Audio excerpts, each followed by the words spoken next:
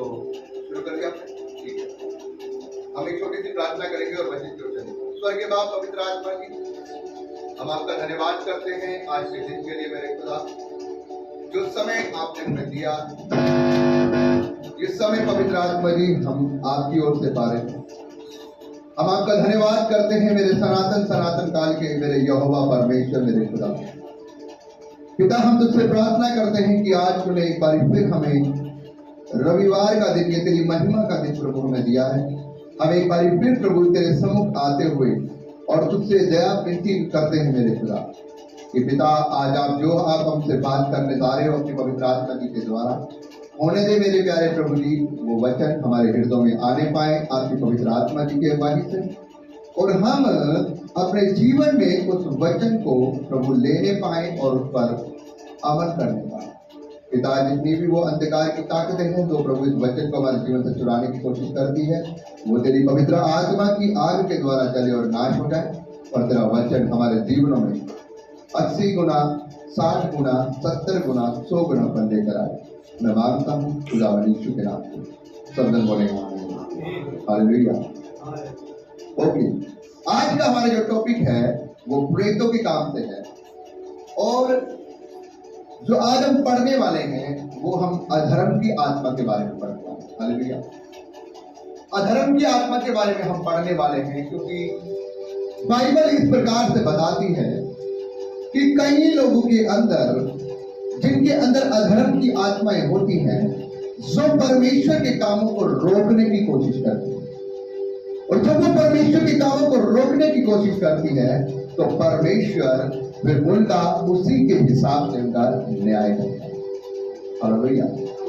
जिस प्रकार से आइए हम बाइबल से पढ़ेंगे प्रेतों के काम, उसका 16 अध्याय और उसकी 16 आयत को हम लोग निकालेंगे।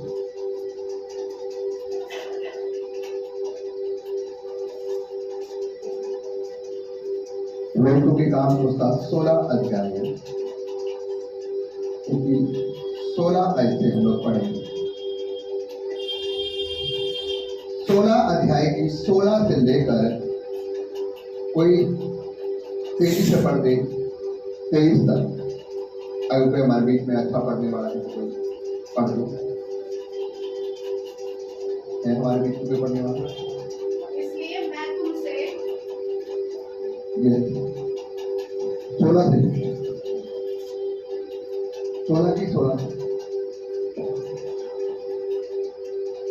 जब हम प्रार्थना करने की जगह जा रहे थे तो हमें एक दासी मिली जिसमें भावी कहने वाली आत्मा थी, और भावी कहने से अपने स्वामियों के लिए बहुत कुछ कमा लाती थी। वह पौलुस के और हमारे पीछे आकर चिल्लाने लगी, ये मनुष्य परम प्रधान परमेश्वर के दास है, जो हमें उद्धार के मार्ग की कथा सुनाते हैं। वह बहुत दिन तक ऐसा ही करती रही, परंतु पौलुस दुखी हुआ और मुड़कर उस आत्मा से कहा, मैं तुझे यीशु मसीह के नाम से आज्ञा देता हूँ कि उसमें से निकल जा, और वह उसी घड़ी निकल गई। जब उसके स्वामियों ने देखा कि हमारी कमाई की आशा जाती रही, तो पौलुस और सिलास को पकड़ के चौक में प्रधानों के पास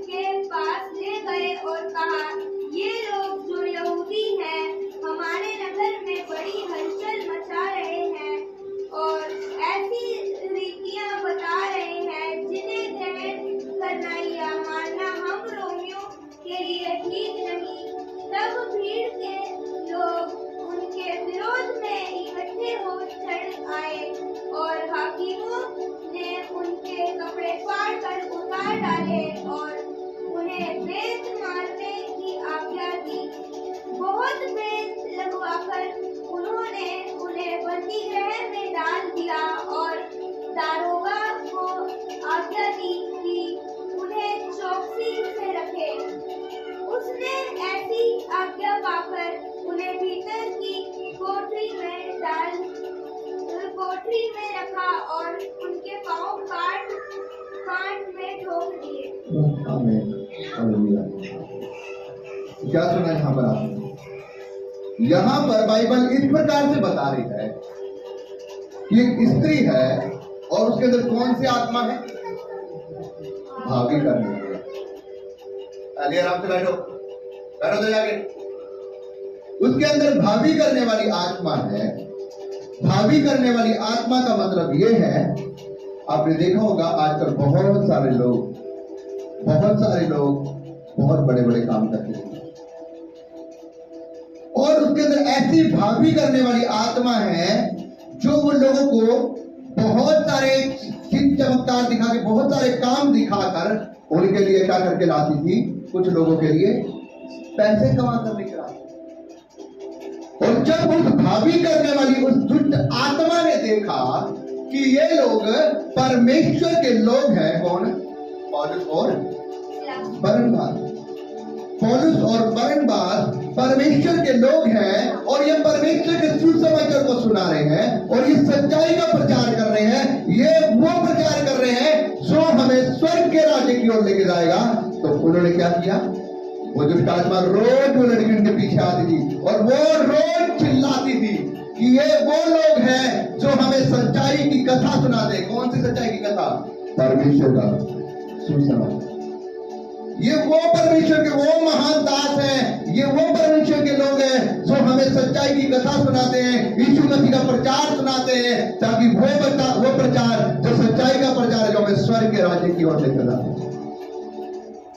वहां पर वो खुद अपने मुंह से इस बात की बयान कर रही है कि ये खुदा के पवित्र लोग हैं और ये परमेश्वर की कथा को सुनाते हैं, वो सच्चाई की बातों को बताते हैं जो स्वर्ग की राज्य की ओर लेके जाती है। वो अपने मुंह से रोज ऐसे, यहाँ पर एक लिखा एक दिन, वहां पर लिखा वो रोज उनको सताती थी, रोज उनके पीछे आके चिल्लाती थी वो दुष्ट आत्मा।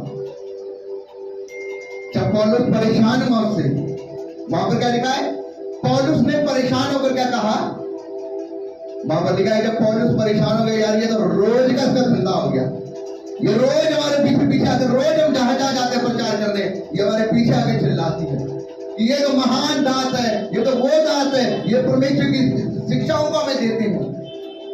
जब पौलुस परेशान हो चुका, कहा ऐ अधर्म की गंदी आत्मा, ऐ भावी करने वाली गंदी आत्मा, मैं लिखा गया था इसमें से निकल गया। और बाइबल इस प्रकार से बता रही है, जैसे ही उसने उसको कमांड करी कि इसके शरीर को छोड़ उसमें से निकल जा, वो दुष्ट आत्मा उसके अंदर से निकल गई। और जब वो दुष्ट आत्मा उसमें निकल गई, वो लड़की क्या हो गई? ठीक हो गई। वो पाप की उस अधर्म की आत्मा से, वो भावी करने वाली गंदी पीठ से, जो नाना प्रकार के चिन्ह चमत्कार, नाना प्रकार के खेल करके दिखाती थी, वो कामों से आजाद हो। और बाइबल इस प्रकार से बता रही है कि जिन लोगों के लिए वो पैसा कमाती थी, जिन लोगों ने वो बहन जो दुष्ट आत्मा से जकड़ी हुई थी भावी करने वाली से, उनके लिए वो पैसे कमाती थी और उनके लिए वो पैसों का द्वार थी। लेकिन उन लोगों ने जब देखा कि हमारी पैसों का द्वार बंद हो चुका है, अब हमारी कमाई का रास्ता जाता रहा, अब हम किससे कमाई करेंगे, अब हम क्या करेंगे? जब उन्होंने देखा कि हमारी कमाई का द्वार बंद हो गया, तो उन्होंने फिर क्या करना शुरू करा? पौलुस और बरनबास की ओर उंगली उठाना, उन्होंने दिक्कत खड़ी करनी शुरू की। फिर उन्होंने ये देखा कि इनकी वजह से बंद हुआ है, इन्होंने उसे डांटा, उस दुष्ट आत्मा को निकालते हुए लड़की आजाद हो गई। और उन्होंने उसको डांट कर क्या किया? उनके लिए बंधन खड़े करने लगे, उनके रास्तों में बेड़ियां डालने लगे, उनको परमेश्वर का सुसमाचार जो सच्चाई की कथा सुना रहे थे, जो प्रभु यीशु मसीह का प्रचार करते थे, वो लोगों के जीवनों को बदलते थे, उनको पाप से आजाद होने का, स्वर्ग के राज्य का सुसमाचार सुनाते थे। फिर वो उनके अंदर बाधाएं डालने लगे और वो बोलने लगे कि ये लोग हमारे यहाँ पर आकर बड़े गड़बड़ी कर रहे हैं, ये लोग यहूदी लोग हैं और हमारे बीच में, हम रोमियों के बीच में आकर ऐसा प्रचार कर रहे हैं जो हमारे लिए मानना कतई भी उचित नहीं। ये हमें ऐसी शिक्षा दे रहे हैं जो कि उल्टी शिक्षा है। क्या उल्टी शिक्षा दे रहे थे वो? मन फिराव की क्या शिक्षा दे रहे थे? पापों से आजाद होने की क्या शिक्षा दे रहे थे? अपने पापों को छोड़ो, अपनी बुराइयों को छोड़ो, व्यभिचार करना छोड़ो, मूर्ति पूजन छोड़ो, गलत काम करना छोड़ो, नशा करना छोड़ो। हालेलुया। लेकिन वो बंदे वहां पर क्या इल्जाम लगा रहे थे? ये ऐसी शिक्षा का प्रचार कर रहे थे जो हमारे लिए सही है, ये गलत शिक्षा दे रहे हैं। और उन्होंने दरोगा से क्या करवाया उनको? पहले तो उनको पकड़वाया, उनके कपड़े फड़वाए, उनकी कमर के ऊपर पैक लगवाए, उनको मरवाया, उनको पिटवाया, और पिटवा कर क्या किया? उनको जेल खाने में डलवा कर उनके पैरों में कांट से उनके पैरों को ठोक दिया। हालेलुया। मेरे भाइयों, मेरी बहनों, मैं आपको यहाँ पर ये वचन बताने की इसलिए कह रहा हूं कि देखो, एक बहन को उन्होंने, पापियों ने कमाई का द्वार बना रखा था, उसको भावी करने वाली आत्मा से पीड़ित थी, और उसको उन्होंने आजाद नहीं कराना चाहते थे, बल्कि उनको वो चाहते थे कि वो जगड़ी रहे और हमारे लिए कुछ पैसों का रोज इंतजाम कराती है। आज बहुत सारी ऐसी भागी करने वाली गंदी आत्माएं जो बहुत सारे रोडों पर काम करते हैं। कई लोग कई चीज चमत्कार करके दिखा रहे हैं, कई लोग खेल करके दिखा रहे हैं दुष्ट आत्माओं से, लेकिन उनको ये लगता है, दुनिया को ये लगता है कि हम लोगों के लिए पैसा, हम अपने लिए पैसा कमा रहे हैं, ये कर रहे हैं, वो कर रहे हैं, लेकिन वो जो दुष्ट आत्मा उनके जो काम कर रहे हैं वो उनकी जिंदगी को बर्बाद कर रहे हैं। और बाइबल यहाँ पर बता रही है कि उन्होंने परमेश्वर के वचन का प्रचार करना चाहा, लेकिन उनको बदले में क्या मिला? बेइज्जती। बदले में क्या मिला?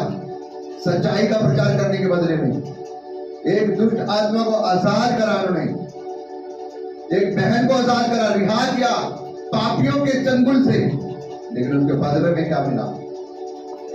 वहां पर मार पिटाई, बुराई, काट में उनको जेल खाने में डाल दिया। हालेलुया। आज यही हो रहा है मेरे भाइयों बहनों, सच्चाई में भी यही हो रहा है। परमेश्वर का वचन कहता है ये जो भागी करने वाली आत्माएं हैं, ये आज बहुत से बहन भाइयों में है। हर उस व्यक्ति में जो परमेश्वर के वचनों को प्रचार करने से रोकते हैं, उनके अंदर ये भागी करने वाली दुष्ट आत्माएं काम कर रही है, क्योंकि वो परमेश्वर के वचनों को प्रचार करने से रोकते लोग। जब मसीह लोग किसी के प्रचार को नहीं रोकते, जब मसीह लोग किसी के विरोध में नहीं होते, आप अपना प्रचार कर रहे हो, अपने धर्म का प्रचार कर रहे हो, जब मसीहों को कोई दिक्कत नहीं होती, तो मसीहों के सुसमाचार को, वो जो सच्चाई का प्रचार कर रहे हैं, क्यों रोका जाता है? हालेलुया।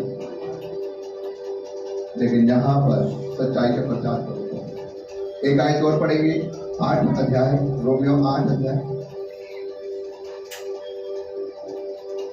रोमियो 8 अध्याय।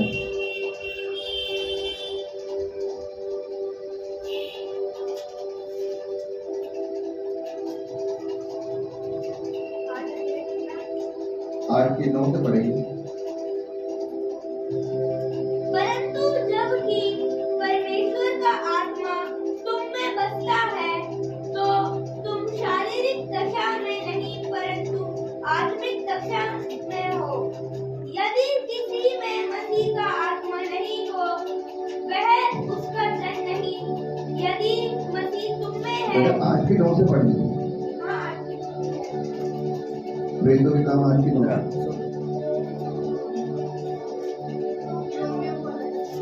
मैंने प्रेतों बोला, प्रेतों उसकी 8 की 9।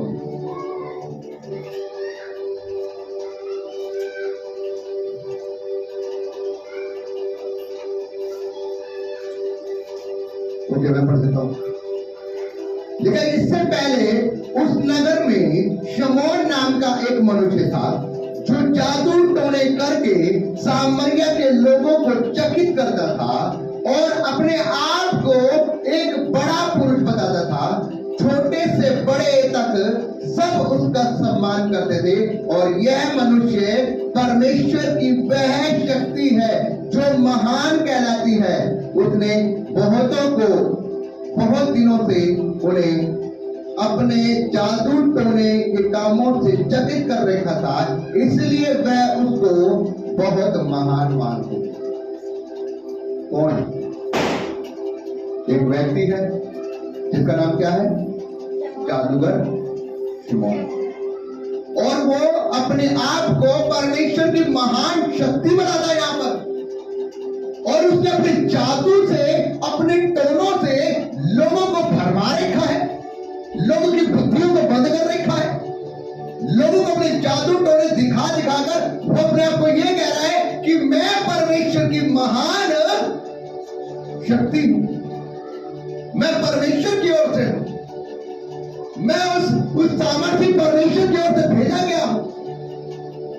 और वहां पर वो जादू टोने लोगों को दिखाकर वो लोगों को भरमा रहा है। लेकिन बाइबल बताती इस प्रकार से यहां पर बयान करती है मेरे भाइयों बहनों कि खुदावन का दास बिल्कुल जाता है और परमेश्वर के सुसमाचार का प्रचार करता है। और ये जो शमौन है ये देखता है कि जो फिलिप्पुस है वो परमेश्वर के सुसमाचार को प्रचार कर रहा है वहां पर। और जब वो परमेश्वर के सुसमाचार को प्रचार कर रहा है तो बहुत परमेश्वर का सुसमाचार प्रचार कर रहा है, वो वाकई में एक आत्मिक प्रचार को कर रहा है। वो पापों से, बुराइयों से, व्यभिचार को छोड़ने से वो बहुत सारे लोगों को क्या कर रहा है? इस बात का सुसमाचार दे रहा है कि स्वर्ग का राज्य तुम्हारे बीच में है, तो परमेश्वर के वचन को ग्रहण करो। वो बता रहे हैं अगर तुम अधर्म के कामों को छोड़ोगे, बुराइयों के कामों को छोड़ोगे, पाप के कामों को छोड़ोगे तो स्वर्ग का राज्य तुम्हारे बीच में है। यदि आज तुम प्रभु यीशु मसीह को ग्रहण करते हो तो तुम स्वर्ग के राज्य के वारिस हो। और जब वो इस बात का प्रचार कर रहा होता है बहुत सारे लोगों के बीच में वो चिन्ह चमत्कार करता है परमेश्वर की सामर्थ से, यीशु मसीह के नाम से, क्योंकि जो लोग मन फिराते हैं उनके जीवन में चंगाई आती है। और जब वो लोग मन फिराते हैं उनके जीवन में चंगाइयां आती है तो बाइबल इस प्रकार से बयान कर रही है कि ये जो जादूगर शिमोन है वो देखता है कि फिलिप्पुस के हाथ से ऐसे बड़े बड़े काम कैसे हो रहे हैं। हालेलुया। यहाँ पर बाइबल इस प्रकार से बयान कर रही है कि वो जादूगर शिमोन है, वो देखता है कि मैं तो जादू टोना करता हूं, लेकिन ये बंदा यीशु के नाम से हाथ रखता है, लोग चंगे हो जाते हैं। हालेलुया, हालेलुया, क्योंकि वो परमेश्वर के सच्चे प्रचार होता है। और जब इसने देखा कि वो यीशु के नाम से काम कर रहा है तो उसने भी क्या किया?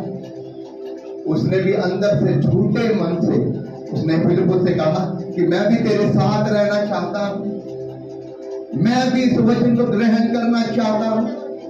और वो अच्छे मन से ना बल्कि अपने उसी टेढ़े मन से वो उसके पास में आया, उससे वचन को सुना और क्या कहता है कि मैं मन फिराता हूं पापों से। और साथ ही साथ बंदे ने बपतिस्मा भी ले लिया, पापों से मन फिराकर बपतिस्मा भी ले लिया, लेकिन पापों से मन क्या फिराया? झूठा। और जब वो उसके साथ में रहता है, बपतिस्मा ले लेता है, उसके साथ में रहता है, उस वचनों को सुनता रहता है, बाइबल इस प्रकार से बताती है। थोड़े दिनों बाद जब पतरस को पता लगा कि जब फिलिप्पुस ने सुसमाचार को सुना दिया है और यरूशलेम के लोगों ने वचन पर विश्वास कर लिया है, उन्होंने पानी में डूब के बपतिस्मा ले लिया है, लेकिन अब उनको जरूरत है पवित्र आत्मा के बपतिस्मे की, तब पतरस भाई वहां पर आता है। हालेलुया।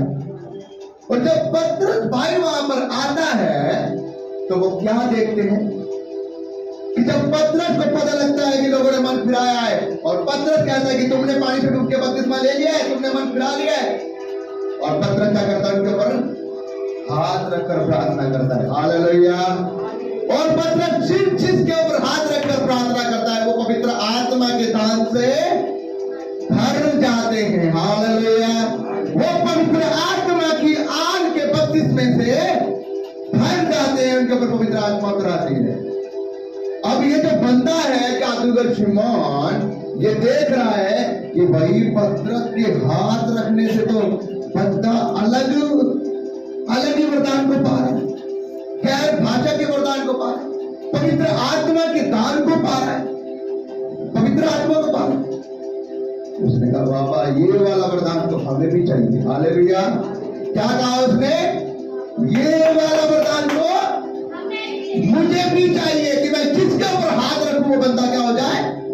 पवित्र आत्मा से भर जाए। आपको पता है वो बंदा क्या करता है? वो अपनी जेब में से पैसे निकालकर, भाई पतरस ये दान मुझे भी दे कि मैं जिसके ऊपर हाथ रखूं वो बंदा क्या हो जाए? पवित्र आत्मा से भर जाए। मेरे भाइयों बहनों, पतरस वहां पर एक बात होती है। पतरस कहता है तू और तेरे पैसे दोनों क्या हो जाए? नाश हो जाए। हालेलुया। तू और तेरे पैसे दोनों जने क्या हो जाए? नाश हो जाए, क्योंकि तेरा मन परमेश्वर की ओर सीधा नहीं है। हालेलुया। तेरा इस बात में कि तूने बपतिस्मा लिया और मन फिराया कोई भी हिस्सा नहीं।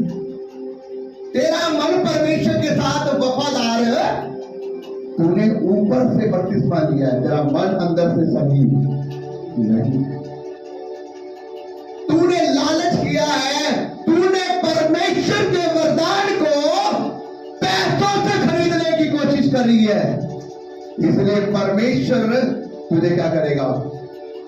पत्र कहता है मैं देख रहा हूं कि तू अधर्म के बंधनों में पड़ा हुआ है और तू पित्त की सी, पित्त मतलब ऋषा मवाद, कह रहा मैं देख रहा हूं कि तू अधर्म के बंधनों में अब पड़ चुका है और तू पित्त की सी कड़वाहट में पड़ा हुआ है, और अब तू क्या करेगा? संभव है कि अब तू परमेश्वर से माफी मांग ले, नहीं तो तू मरने वाला है। तू पित्त की सी कड़वाहट में सड़ के मरेगा। सब वो इतनी बात सुनता है जादूगर शिमोन कि मेरे ऊपर श्राप आ गया, तो वो पतरस से क्या करता है? माफी मांगता है। वो कहता है पतरस परमेश्वर से प्रार्थना कर, कहीं ऐसा ना हो कि जो कुछ तूने बोला है वो मेरे ऊपर क्या हो जाए? घट जाए। मेरे भाइयों बहनों, मैं आपको एक बात बताता हूं, परमेश्वर का वरदान कभी हम पैसों से जबरदस्ती हेरा फेरी कभी नहीं खरीद सकते। Hallelujah, hallelujah. मैंने अभी शुरुआत में क्या बताया? परमेश्वर ने जिसको अपने काम के लिए चुना है वो उसको अलग करके। हालेलुया। अगर परमेश्वर ने इस बहन को चुना है अपनी आराधना और महिमा के लिए, तो ये इसको चुनेगा। हालेलुया। लेकिन इसको इस बुलाहट को समझना है और उसका आदर करना है, तभी उसमें बढ़ पाएगी। लेकिन ये बुलाहट का आदर नहीं करेगी तो ये नहीं बढ़ पाएगी। हालेलुया। मैं आपको ये बात इसलिए बता रहा हूं क्योंकि इसका मन परमेश्वर की ओर सीधा नहीं था, इसके मन भावी करने वाली आत्मा से भरा हुआ था। बाइबल में भी आपने पढ़ा कि उसने क्या किया? बहुतों को अपने जादू टोने से क्या कर रखा था? भरमा रखा था।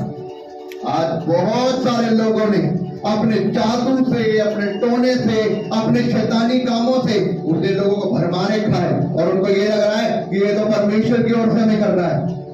और लोग जा रहे हैं जगहों पर, बाबा जी ये कर दो, 10,000 रुपए लगेंगे, ये लो, 2 पुड़िया ले लो, 1 पुड़िया ले लो, ये कर लो, वो कर लो।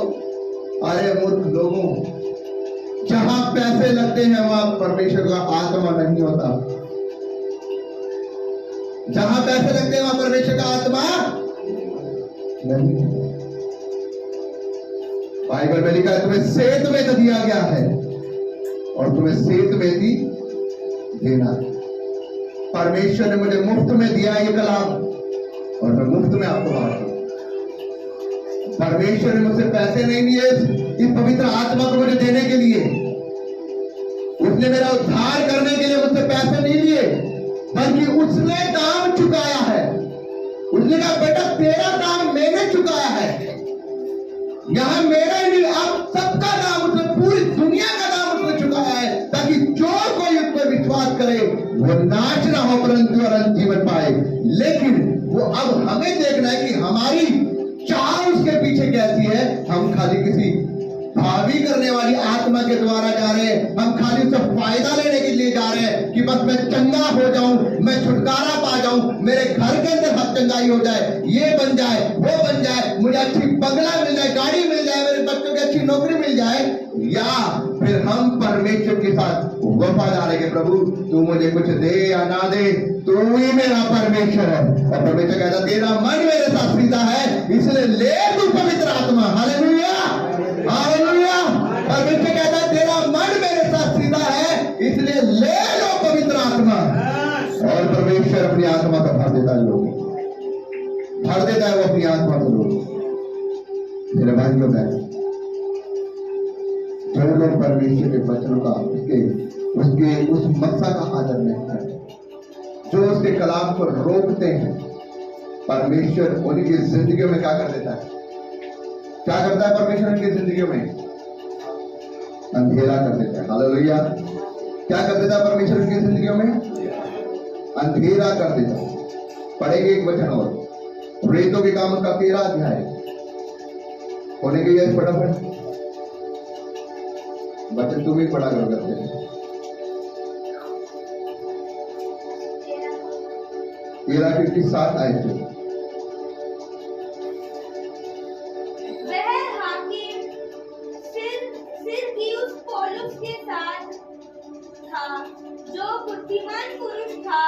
उसने बरनबास और शाऊल को अपने पास बुलाकर परमेश्वर का वचन सुनना चाहा, परंतु इलीमास दोनों ने, क्योंकि यही उसके नाम का अर्थ है, उनका विरोध करके हाकिम को विश्वास करने से रोकना चाहा।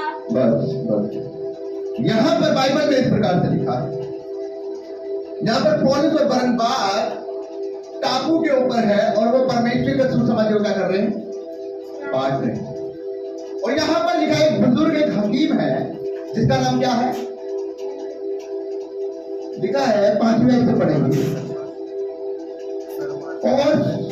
और सिलमास में पहुंचकर परमेश्वर का वह वचन यहूदियों के आराधनालयों में सुनाया। यूहन्ना उनका सेवक था। वह उस सारे टापू में होते हुए पापुस तक पहुंचे। वहां उन्होंने बार यीशु नामक एक यहूदी टोना और झूठा भविष्यद्वक्ता वहां पर उनको मिला। बार यीशु नामक मतलब एक टोना, उसका नाम का अर्थ ही टोना था। वो एक झूठा भविष्यद्वक्ता था, मिला। वहां 7वें में लिखा, वहां हकीम सिरगियुस पौलुस के साथ एक हकीम है, उसका नाम सिरगियुस है, और वो परमेश्वर के दांतों से परमेश्वर के वचन को क्या करना चाहता है? सुनना चाहता है। और वो परमेश्वर के वचन को सुनना चाहता है, और परमेश्वर के वचन को सुनने की वो चाह रखता है कि सच्चा वचन।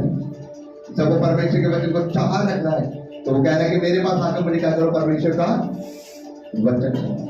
लेकिन ये जो बार नामक जो टोना है, जो जादू टोने करने वाला झूठा भविष्यद्वक्ता है, ये क्या करता है?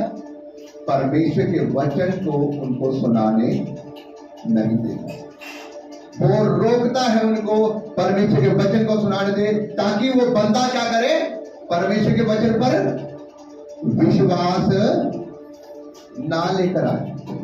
और जब वो उनके रास्ते में उनको अड़चन देता है कि वो जब वचन सुना रहे होते हैं, वो बीच में अड़ंगी मारता है कि ये परमेश्वर के वचन को ना सुन पाए, ना विश्वास करने पाए, वो बीच में नाना प्रकार की बाधा देता है कि नहीं ये वचन सही नहीं है, ये गलत शिक्षा है, ये तुम्हें भटकाने की कोशिश कर रहे हैं, ये जरा धर्म प्रवर्तन करने की कोशिश कर रहे हैं।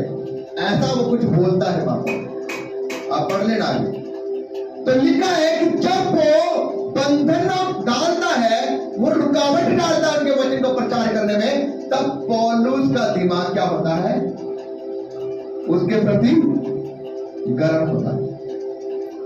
और पौलुस उसको एक बात बोलता है कि एक गंदी अधर्म की गंदी आत्मा, तूने जो परमेश्वर के वचनों का सीधे रास्तों को जो टेढ़ा कर रहा है, तू जो परमेश्वर के सुसमाचार को रोकता है, लोगों को मन फिराने नहीं देता, तू अब क्या करेगा? देख, परमेश्वर का हाथ अब तेरे ऊपर आ रहा है। हालेलुया।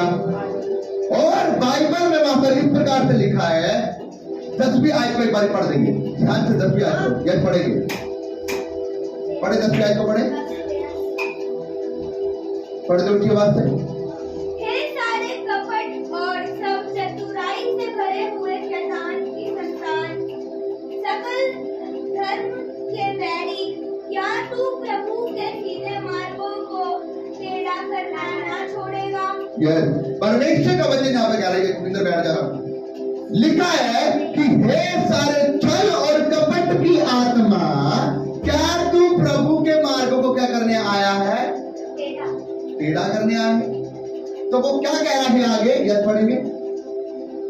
अब देख, प्रभु का हाथ तुझ पर लगा है और तू कुछ समय तक अंधा रहेगा और सूर्य को ना देखेगा। अब तू कुछ समय तक क्या रहेगा? अंधा रहेगा। देख, प्रभु का हाथ अब तुझ पर आ चुका है, जो कि तूने परमेश्वर के रास्ते को क्या किया है? टेढ़ा किया है। अब तू कुछ समय तक अंधा रहेगा और सूर्य को ना देखेगा। और ऐसे कहते ही, आप आगे पढ़ेंगे, ऐसे कहते ही उसके ऊपर अंधियारा छा गया, उसकी आंखों के आगे अंधियारा छा गया और वो क्या हो गया? अंधा हो गया। और वो अंधा हो गया, वो कुछ देख नहीं पा रहा है, उस परमेश्वर के वचनों को वो रोक नहीं पा रहा है। और बाइबल में इस प्रकार लिखा है कि वो जो बुजुर्ग जो परमेश्वर के वचन को सुनना चाहता था, उसने बैठ के पौलुस और बरनबास से परमेश्वर के वचन को सुना और मन फिराया और देखा कि वाकई में ये परमेश्वर का सच्चा वचन है, सच्चा कलाम है, और उसने पानी में डूब के परमेश्वर से बपतिस्मा लिया। Hallelujah, hallelujah.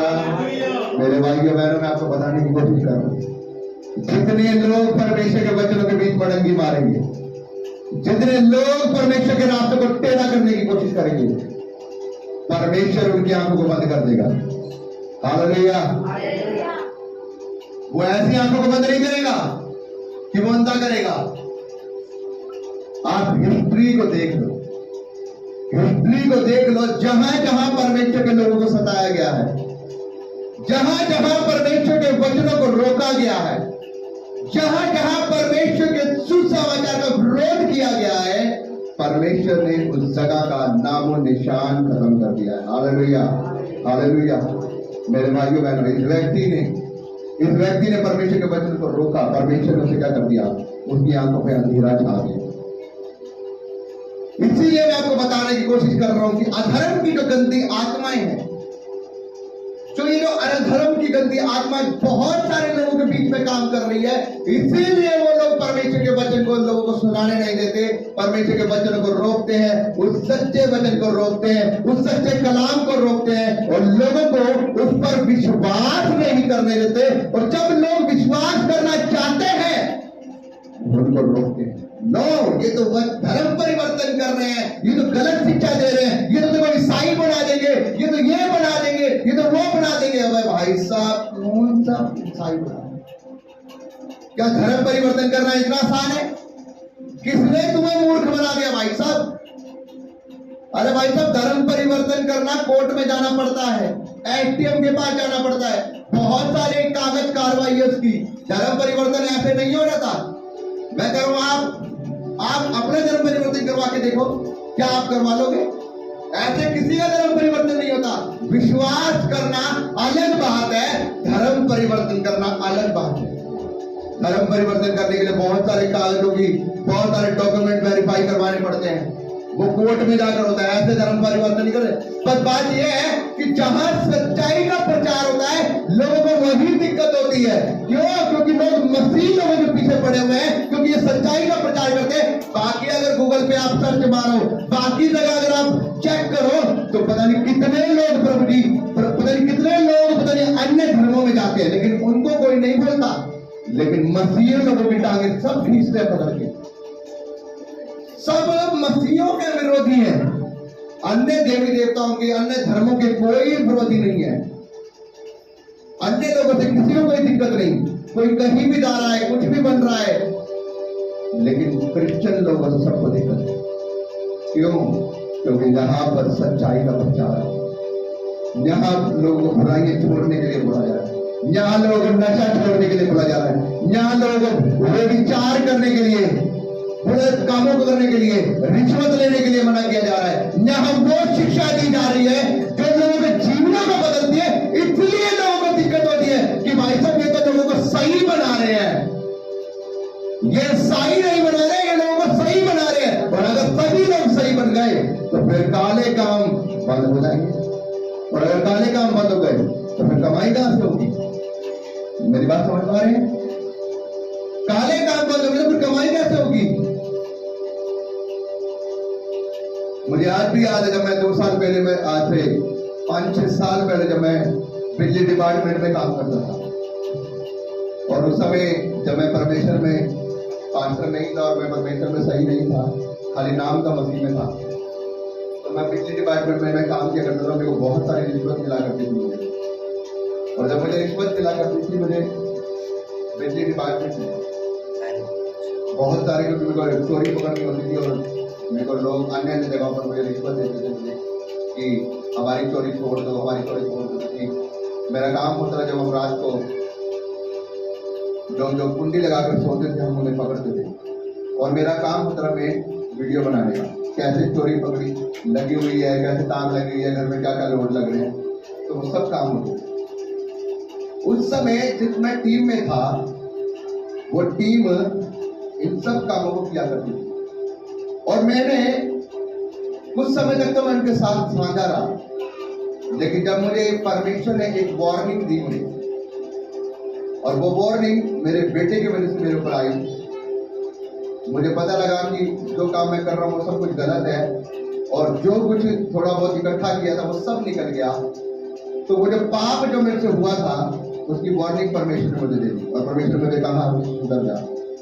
और जब मैंने उस परमेश्वर की आज्ञा को मानकर प्रभु यीशु मसीह को वचन से मैंने जाना कि सब कुछ पाप है, गुनाह है, और जब मैंने अपने आप को मन फिराया और मैंने टीम से कहा कि देखो भाई साहब मैं ये सब काम नहीं कर सकता, आपको करना है आप करो, लेकिन मैं इन कामों में इन्वॉल्व नहीं हूँ।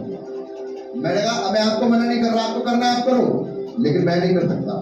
वैसे अगर आप लोग ना करो तो अच्छा है, क्योंकि परमेश्वर ने मुझे मना कर दिया है। तो कहता है यार ऐसे कैसे, अगर तू ईमानदार बन जाएगा, मेन टीम का पार्ट तो तू ही है, अगर तू ईमानदार बन जाएगा तो कैसे गाड़ी चलेगी?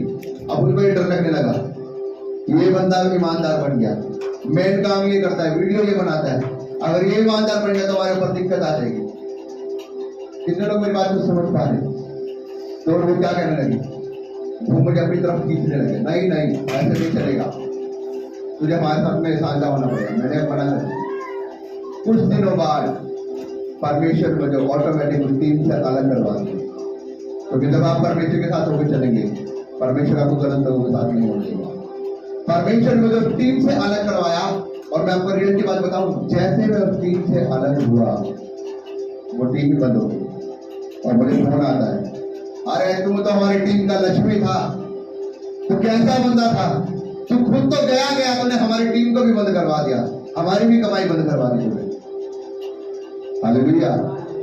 अभी मैंने आपको क्या पढ़वाया यहाँ पर, वो जो लेडीज के अंदर एक भाभी करने वाली जो दुष्ट आत्मा थी, सब पौलुस ने उसे डांटा, ऐ दुष्ट आत्मा के अंदर से निकल जा। तो वो क्या कह रहे लोग, हमारी कमाई का द्वार क्या हो गया, बंद हो गया। और जब उनकी कमाई का द्वार बंद हो गया तो उन्होंने पौलुस और उसको सिलास को क्या किया, उन्होंने जेल खाने में डलवा दिया, और उनके पांव काट में ठुकवा दिए, उनको बैत लगवाए, उनके ऊपर नाम लगाया गया, ये तो गलत शिक्षा को दे रहे हैं, ये धर्म परिवर्तन कर रहे हैं। मेरे भाइयों बहनों, जब मैंने टीम को छोड़ा, परमेश्वर ने मेरे जीवन में काम किया, वो टीम बंद हो गई, मैं आजाद हो गया पापों से, बुराइयों से, और मैं धीरे धीरे बढ़ गया। और मैं जैसे मेरे टीमों से छोड़ा, मैं धीरे धीरे परमेश्वर की ओर आकर्षित हो जाता, मैं परमेश्वर के कामों में बढ़ता हूँ, और उसके बाद परमेश्वर ने मुझे अपने कामों के लिए चुन लिया। Hallelujah, hallelujah.